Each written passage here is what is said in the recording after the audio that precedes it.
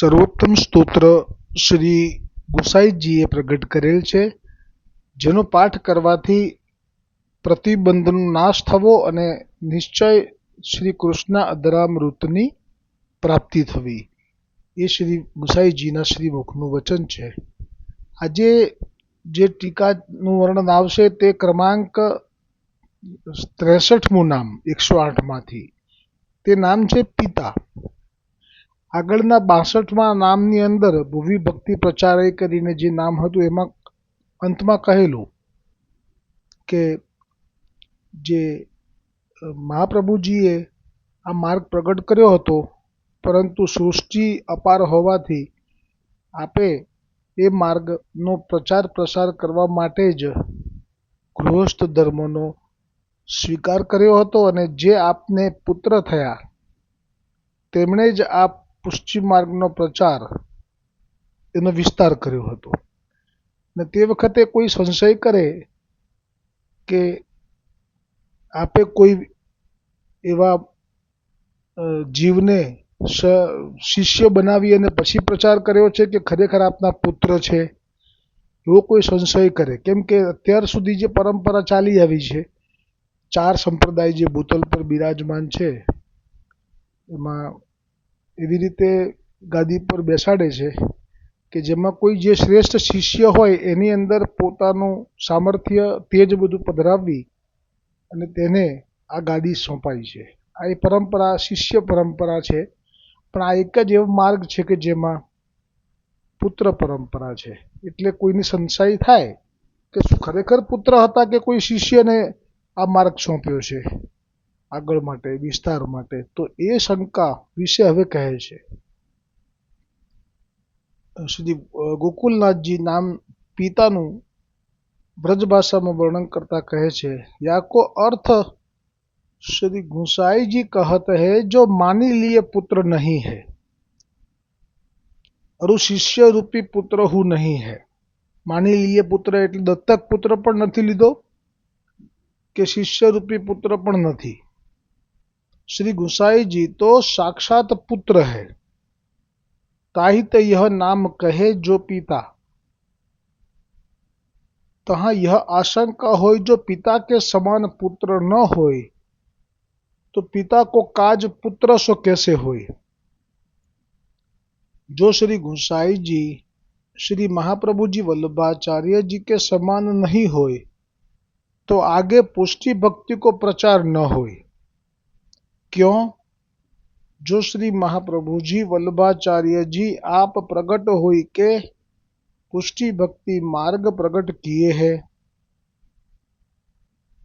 ताको प्रचार विस्तार श्री गुसाई जी प्रकट होई के किए हैं.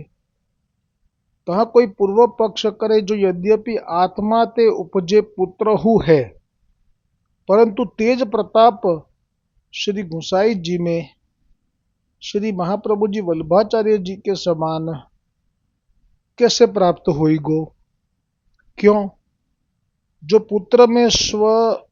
पुत्र में रूप वर्ण चिन्ह तो होते है, परंतु पिता जैसो तेज प्रताप तो इतनो नहीं देखियत है. यह शंका दूर करीवे के लिए अब श्री महाप्रभु जी वल्लभाचार्य जी को नाम श्री गुसाई जी प्रकट करत है. स्ववंश स्थापित शेष स्व महात्म्य. આ નામ ઉપર ટીકા આવતીકાલે આવશે, પણ આજનું આ જે નામ છે એનો ભાવ સમજવામાં આનંદ આવશે. પ્રથમ તો આ જે કહ્યું કે આ કોઈ શિષ્ય નથી કે કોઈ દત્તક પુત્ર લીધા છે એવું પણ નથી. આ સાક્ષાત શ્રી મહાપ્રભુજીના જ પુત્ર છે. એટલે આગળના જે નામમાં શંકા કોઈ કરે એ શંકાનું અહીંયા સમાધાન કરતા કહ્યું. પછી એમ પણ કહ્યું કે એવું કહેવાય છે કે પિતાથી જે પુત્ર થાય તે તેનો પિતાને જેવા જ રૂપ હોઈ શકે, પિતા જેવું વર્ણ હોઈ શકે અને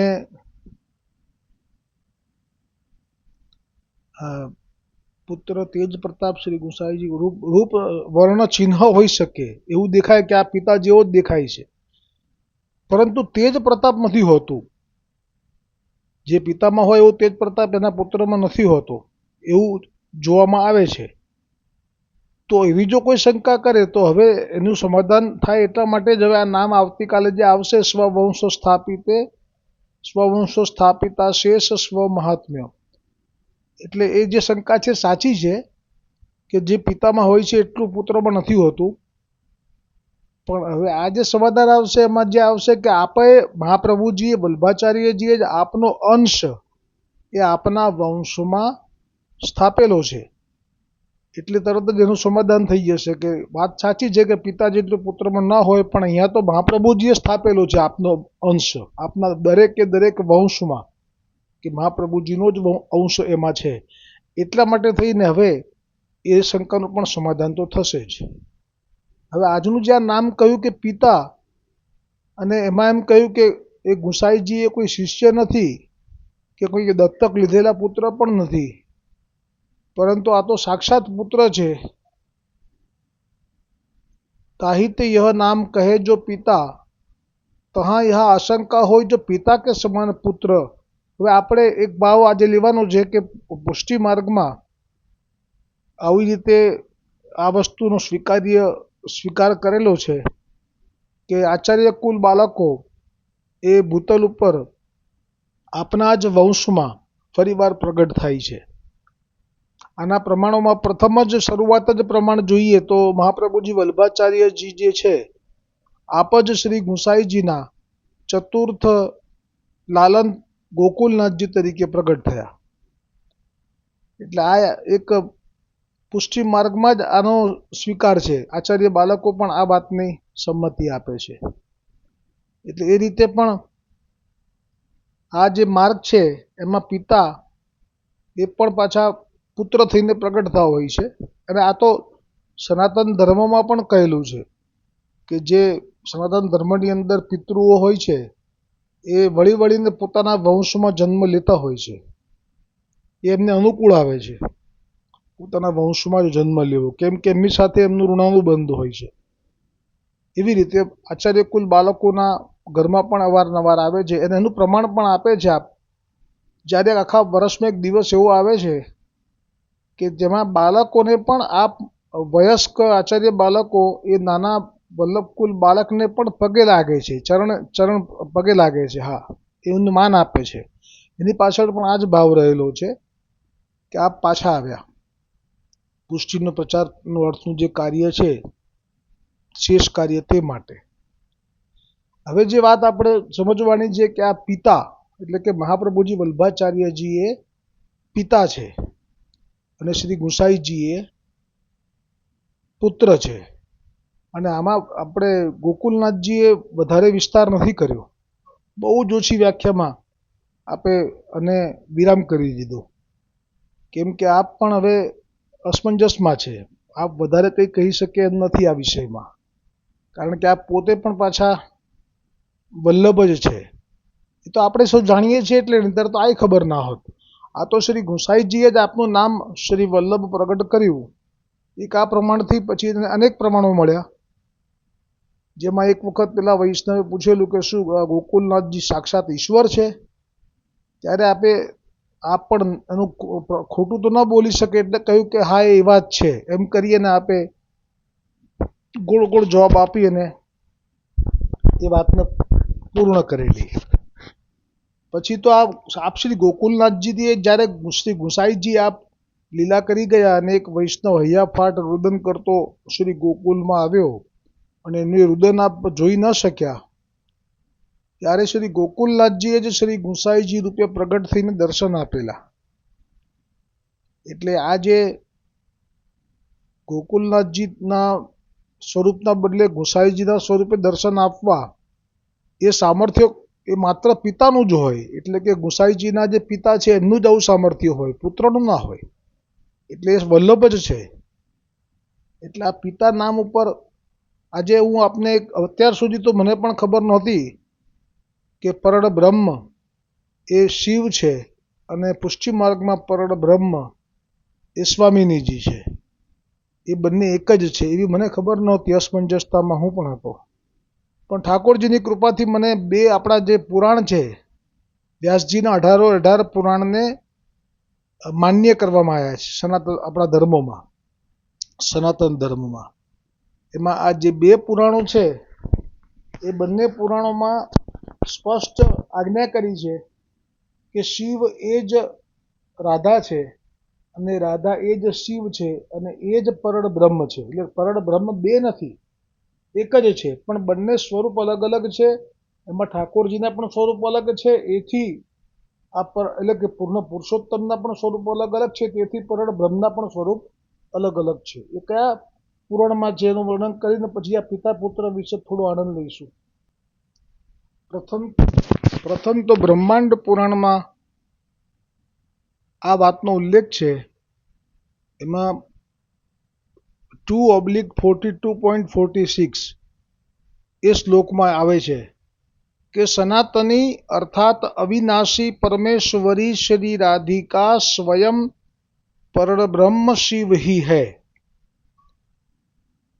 અને નારદ પુરાણમાં ઉત્તરાર્ધમાં 49મા શ્લોકમાં કહ્યું છે તથા શિવો વા રાધિકા સ્વયં. અને પુષ્ટિ માર્ગમાં પરળ બ્રહ્મ એ સાક્ષાત શ્રી સ્વામિનીજીને કહ્યા છે. એટલે જ મહાપ્રભુજી વલ્લભાચાર્યજીને પણ પરળ બ્રહ્મ કહ્યા છે, કેમ કે સ્વામિનીજી રૂપે ગુણ રૂપે આપ સ્વામિનીજી છો. અને એ વાત હવે જે સાખી ચાલી રહી છે એમાં 33-34 સાખીમાં આવશે કે લક્ષ્મણ ભટ્ટના ઘરે જે પ્રગટ થયા છે પૂર્ણ બ્રહ્મ છે, અને આપના હાથમાં જે શ્રી ગુસાઈજી છે એ પૂર્ણ પુરુષોત્તમ છે. હવે જે આ બ્રહ્મ બે છે અને તો પછી પુરુષોત્તમ પણ બે છે. એ બે છે એવું નથી, એક જ છે, પણ બે ભાવ પ્રમાણે બે સ્વરૂપ પ્રગટ કરેલા છે. બધાને એક જ ભાવ એવું ના હોય. ભાવ જ્યારે ફરે ત્યારે ભાવ પ્રમાણે એ દર્શન આપે છે. એટલે જેને પતિભાવ છે, પુષ્ટિ માર્ગના જે જીવો છે એમનો પતિભાવ છે. જ્યારે પતિભાવે પૂર્ણ પુરુષોત્તમ એ શ્રી કૃષ્ણ એ જે ગોલોકમાં વાસ કરે છે, જેનો પતિભાવ છે એના માટે એ સ્વરૂપ નિત્ય ગોલોકમાં બિરાજે છે. એ પૂર્ણ પુરુષોત્તમનું સ્વરૂપ એ શ્રી કૃષ્ણચંદ્ર રસો વૈસહ છે. અને ત્યારે પરળ બ્રહ્મ એ એમની અર્ધાંગિની એટલે કે શ્રી રાધિકા એટલે કે સ્વામિનીજી એ પૂર્ણ બ્રહ્મ અને રસો વૈસહ શ્રી કૃષ્ણ એ પૂર્ણ પુરુષોત્તમ છે. અને એ જ અહીંયા મર્યાદા માર્ગમાં પૂર્ણ પુરુષોત્તમ એ સાક્ષાત વિષ્ણુ ભગવાન છે, નારાયણ છે. અને પૂર્ણ પુરુષોત્તમ એ નારાયણ છે, તો પૂર્ણ બ્રહ્મ એ સાક્ષાત શિવ છે. એટલે આ બે સ્વરૂપો ભાવ પ્રમાણે અલગ છે અને એ એમને સમર્પિત છે. એટલે કે સ્વામિનીજી એ શ્રી ગોવર્ધનનાથજીને સમર્પિત છે અને ભગવાન શિવ એ સાક્ષાત વિષ્ણુને સમર્પિત છે. એનું પ્રમાણ પણ છે કે જ્યારે આ ભૂતલ ઉપર પ્રગટ થયા પૂર્ણ પુરુષોત્તમ અને રાસ થયો, તો ગર્ગ સંહિતામાં એ પ્રસંગ આવશે વિસ્તારથી કે મહાદેવને ખબર છે કે હવે 6 મહિનાની રાત્રિ કરી અને રાસ કરી રહ્યા છે બ્રજમાં, પરંતુ આસુરી મુનિને નિત્ય દર્શન આપતા હતા યુગલ સ્વરૂપ રાધિકાજી અને શ્રી કૃષ્ણ પ્રભુ, પણ હવે રાસ શરૂ થયો એટલે દર્શન આપવાના બંધ કર્યા. એટલે વ્યાકુળ થઈ ગયા અને એ કેટલી જગ્યાએ ફરીને આવ્યા દર્શન માટે એનું વર્ણન આવશે. એમાં બહુ આનંદ આવશે. છેવટે થાકીને કે ગોલોક ગયા તો સમાચાર મળ્યા કે એ તમારા જ બ્રહ્માંડમાં લીલા કરી રહ્યા છે, રાસલીલા. એટલે પાછા આવ્યા, પણ તોય ખબર ન પડી કે કઈ જગ્યાએ રાસ થઈ રહ્યો છે. અને છેવટે એક કૈલાસ ઉપર મહાદેવજી પાસે આવ્યા ત્યારે મહાદેવજી એને જોઈને કહ્યું કે તે બહુ શ્રમ લીધો, તને દર્શન નથી થયા અને તું આ છેક ગોલોક જઈને આવ્યો, હવે મારી સાથે ચાલ, હું તને દર્શન કરાવું છું. એમ કરીને મહાદેવજી પણ જ્યારે એ આસુરી મુનિને લઈ અને જ્યાં 6 મહિનાની રાત્રિ કરી છે બ્રજમાં વૃંદાવનમાં, ત્યાં દર્શન કરવા માટે આવ્યા ત્યારે ત્યાં જે દ્વારપાલિકામાં ગોપીઓ હતી કરોડો સંખ્યામાં, જે દ્વાર રોકીને ઊભી હતી, અંદર રાસ થઈ રહ્યો હતો એટલે, અને કહ્યું કે આપ મહાદેવ છો, અમે આપને જાણીએ છીએ, પણ અમારી મર્યાદા છે, અહીંયા કોઈ સ્ત્રીનો કોઈ પુરુષનો પ્રવેશ નહીં થઈ શકે, અમને આજ્ઞા નથી. તો કે તો બીજો કોઈ ઉપાય કરો, અમે તો દર્શન માટે આવ્યા છીએ કૈલાસથી, અને આ મારી સાથે આસુરી મુનિ. ત્યારે કહ્યું કે આ માનસરોવરમાં અથવા માનસી ગંગા, મને સ્મરણ નથી રહ્યું, બેમાંથી એક સ્થળ હતું, એમાં આપ સ્નાન કરી લેશો એટલે આપને આપનું સ્ત્રીનું શરીર પણ થઈ જશે અને સ્ત્રીનો ભાવ પણ પ્રગટ થઈ જશે, ગોપીનો ભાવ. એટલે ખૂબ પ્રસન્નતાથી મહાદેવજી અને આસુરી મુનિએ એમાં સ્નાન કરી લીધું અને ખરેખર એ લોકો સ્ત્રી રૂપે બંને થયા અને પછી એમને એ રાસમાં દર્શનનો લાભ મળ્યો. પ્રભુએ એમને ઓળખ્યા એટલે એમના વખાણ કર્યા અને એ વખતે આપણે કહ્યું કે માગી લો, આજે હું તમારી પર પ્રસન્ન છું. રાસમાં વચ્ચે થોડો બ્રેક લીધો મહાદેવજી માટે અને કહ્યું માગી લો. ત્યારે મહાદેવજી અને આ આસુરી મુનિએ માગ્યું કે અમને તો નિત્ય અખંડ વ્રજમાં એક સ્વરૂપે કાયમ અમારો વાસ થાય. એટલે મહાદેવજી તો જેટલી જગ્યાએ શિવલિંગ છે એટલી જગ્યાએ મર્યાદા રૂપે તો બિરાજે છે, પણ આ એક જ સ્વરૂપ એવું છે કે જે પુષ્ટિ રૂપે બિરાજે છે અને એ છે બંસીવટ પાસે. એટલે તે જગ્યાએ ગોપેશ્વર કે એવું નામ છે, એ નામથી ત્યાં આપ અને આસુરી મુનિ પણ ત્યાં છે. આપ જશો જ્યારે બંસીવટ તો એ બંનેના સ્વરૂપો આજે પણ ત્યાં બિરાજમાન છે, ત્યાં દર્શન થશે.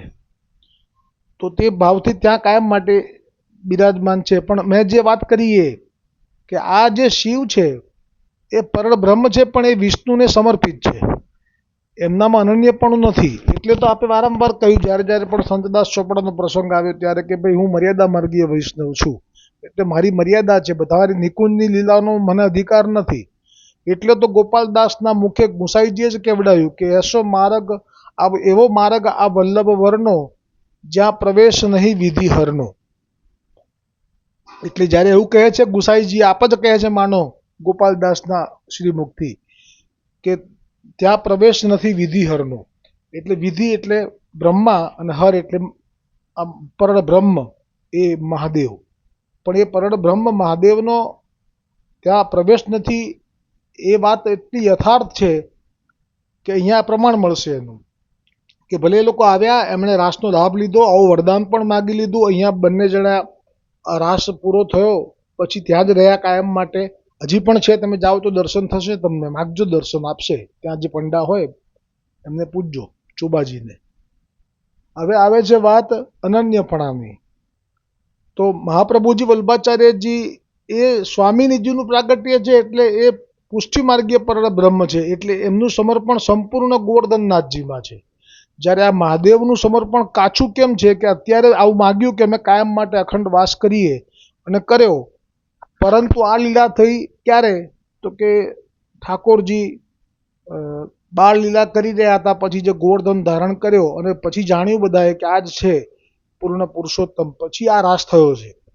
અને પછી આપ મથુરા ગયા ને પછી આપ ત્યાંથી દ્વારિકા ગયા અને પછી એક લીલા થઈ, એમાં જે સૂર્ય કયો એક યજ્ઞ, રાજસૂય યજ્ઞ જે થયો, એમાં જે ભગવાને બધાને અલગ અલગ કાર્ય સોંપેલા અને આપ તો મોટા મોટા મહાત્માઓના ચરણ પ્રક્ષાલનમાં રહ્યા હતા. એ વખતે આ રાજસૂય યજ્ઞમાં પણ આ બંને મહાદેવ અને આસુરી મુનિ એ ત્યાં પણ આવેલા. આ ભાગવતજીમાં આવે છે અને ગર્ગ સંહિતામાં પણ આવે છે. ગર્ગ સંહિતામાં તો છે જ, ભાગવતજીનું મને સ્મરણ નથી. એટલે એમની અનન્યતા આટલી જ છે કે રાસ થયો એટલે લાભ લેવો તો લીધો, આશીર્વાદમાં માગવાનું કીધું તો માગી લીધું, પણ માગ્યા પછી વળી પાછા એ વ્રજની લીલા પૂરી થઈ ગઈ, મથુરાની પૂરી થઈ ગઈ, દ્વારકા લીલા શરૂ થઈ, રાસસૂય યજ્ઞ થયો, એમાં દ્વારિકાધીશના દર્શન કરવા માટે આ બંને ચાલ્યા છે. આ લીલાનો આ એક ભાવ છે કે મહાદેવ હંમેશા ભગવાન વિષ્ણુને સમર્પિત છે, એ પણ પરળ બ્રહ્મ છે, અને સ્વામિનીજી જે છે એ સંપૂર્ણ ગોવર્ધનનાથજીને સમર્પિત છે. ત્યારે કોઈને એવો સંશય થાય કે તો 84 બેઠકોમાં જેટલા દેવતાઓને મળ્યા મહાપ્રભુજી એ શું હતું? તો એનું પ્રમાણ એ 84 બેઠકના પ્રસંગમાં જ આવે છે કે એ જ્યારે જ્યારે પણ મહાપ્રભુજી મળતા તો એ જે બ્રહ્માંડમાં અવતાર લીધો છે સ્વામિનીજીએ, પણ એ આચાર્યના દ્વિજ તનમાં છે ને દ્વિજ તનમાં હોય એટલે એમને પણ, અને બીજું કે સ્વામિનીજી એકલા ન ગણવા, કેમ કે આ જે સ્વરૂપ છે એ એકલું સ્વામિનીજીનું પણ નહીં ગણવાનું, કારણ કે જે ઠાકોરજીના હૃદયમાં, સ્વામિનીજીના હૃદયમાં જે ઠાકોરજીનું સ્વરૂપ છે એ એ મુખારવિંદમાંથી આપ પ્રગટ થયા છે અને આપનામાં પૂર્ણ પુરુષોત્તમ શ્રી કૃષ્ણનો પણ આવિર્ભાવ છે, એ પણ ખરું. અને એટલા માટે જ આપ જ્યારે આ જેટલા પણ અંશ અવતારોના સામે સન્મુખ થયા છે આપણા ભારત ભૂમિમાં અને જે પ્રગટ વાર્તાલાપ કરી એમને સિદ્ધ કરીને લેવડાવ્યું, આ બધું દ્વિજ તનમાં છે.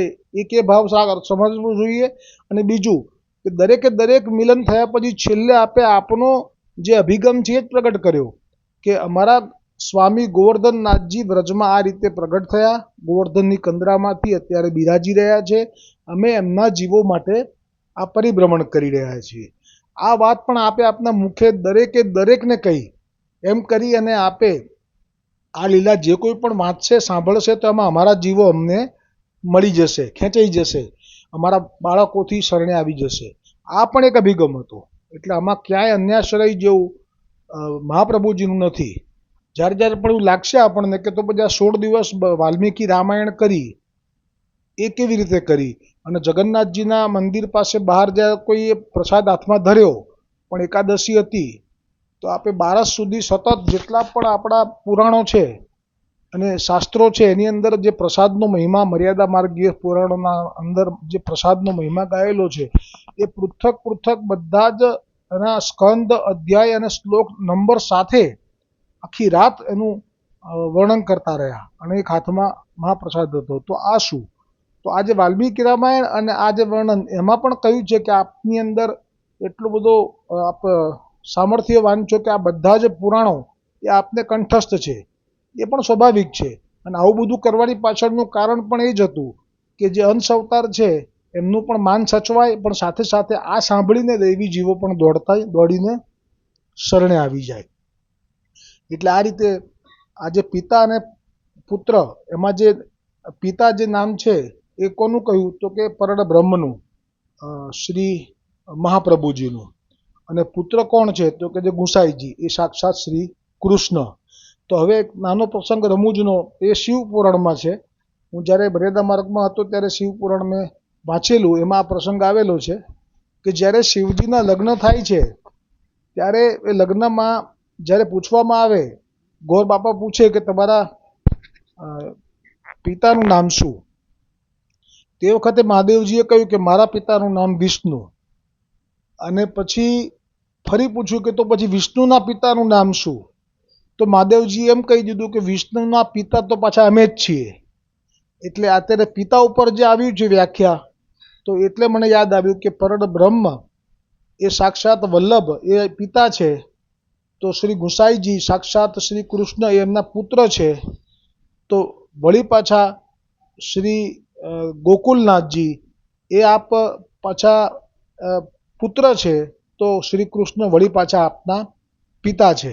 જેમ મહાદેવજીએ કહ્યું કે મારા પિતા વિષ્ણુ, એમ ગોકુલનાથજી કહી શકે કે મારા પિતા શ્રી ગુસાઈજી. પછી કોઈ પૂછે કે શ્રી ગુસાઈજીના પિતા કોણ? તો પછી ગોકુલનાથજીને કોઈ પૂછે તો ગોકુલનાથજી કહી શકે કે પાછો હું પોતે જ છું. એ સાથે આજનો આ સત્સંગ અહીંયા વિરામ થયો. બોલો શ્રી વલ્લભાધીશ કી જય, ગુસાઈજી પરમ દયાલ કી જય, ગોકુલનાથ કી જય હો.